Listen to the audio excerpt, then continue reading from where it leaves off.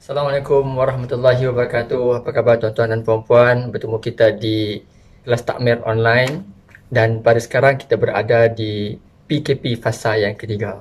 Tuan-tuan dan puan-puan, setiap orang mempunyai PKP-nya tersendiri. Ada keluarga, PKP-nya dalam keadaan gembira, banyak makan. Dan ada keluarga juga PKP-nya dalam keadaan sedih, duka. Dan ada yang berada dalam lingkungan keluarga yang kucar-kacir, tertekan dan sebagainya. Dan anak-anak tertekan, isteri tertekan, suami tertekan. Ya tuan-tuan dan puan-puan, saya ingin mengajak tuan-tuan dan puan-puan untuk bersama-sama kita mentadabbur surah Maryam. Yang mana surah Maryam ini mengandungi cara untuk mendepani trauma psikologi.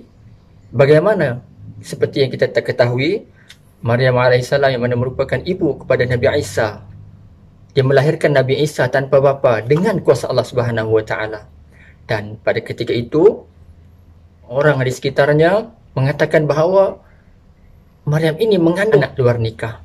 Dan pastinya dia juga mengalami tekanan-tekanan jiwa dalam dirinya. Dan pada hari ini, dalam fasa PKP ini, dalam keadaan tertekan, kita terfikir kadang-kadang masih ada lagi anak-anak yang keluar rumah, berjalan ke sana ke sini. Sungguh pun diperintahkan untuk duduk di rumah saja.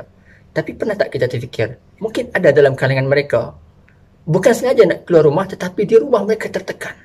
Isteri tertekan, mempunyai suami yang panas baran. Ini ingin saya kongsikan beberapa tips daripada surah Maryam. Surah Maryam, kalau yang lebih spesifik, kita sama-sama tengok dalam surah Maryam ayat 21 sehingga 26. Tuan-tuan boleh buka Al-Quran, cek surah Maryam 21 sehingga 26. Dan antaranya kalau kita tengok diringkaskan oleh penulis buku ini, yang pertama pasrah dengan takdir Allah Subhanahu Wa Taala. Yang kedua, bersendirian sementara waktu. Yang ketiga, sabar sejujurnya dengan Allah akan bala dan musibah yang menimpa. Yang keempat, keluar daripada lingkungan kesedihan.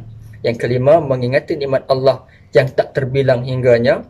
Yang keenam, menjaga kekuatan badan yang berlaku dengan cepat dan bertindak mengatasinya. Yang ke-8, berdiam diri dan menyandarkan segala urusan kepadanya. Dan yang ke-9, yakin bahawa setiap kesusahan pasti ada kesenangan, setiap kesempitan pasti ada kelapangan. 9 tips ini telah dinyatakan dalam surah Maryam ayat 21 sehingga 26. Kita boleh baca sama-sama. Dalam kesempatan yang pendek ini kita tak dapat, jadi saya bagi tugasan kepada tuan-tuan dan puan-puan, buka Quran.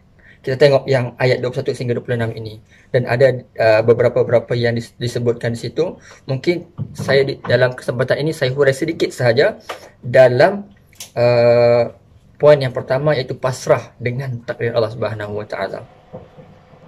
Kita tengok huraiannya di sini disebut Nabi SAW telah bersabda kepada Ibnu Abbas radhiyallahu anhu, ketahuilah bahawa sesungguhnya umat ini sekiranya mereka bersepakat untuk memberimu manfaat, mereka tidak akan mampu memberi manfaat melainkan apa yang Allah telah tuliskan buatmu.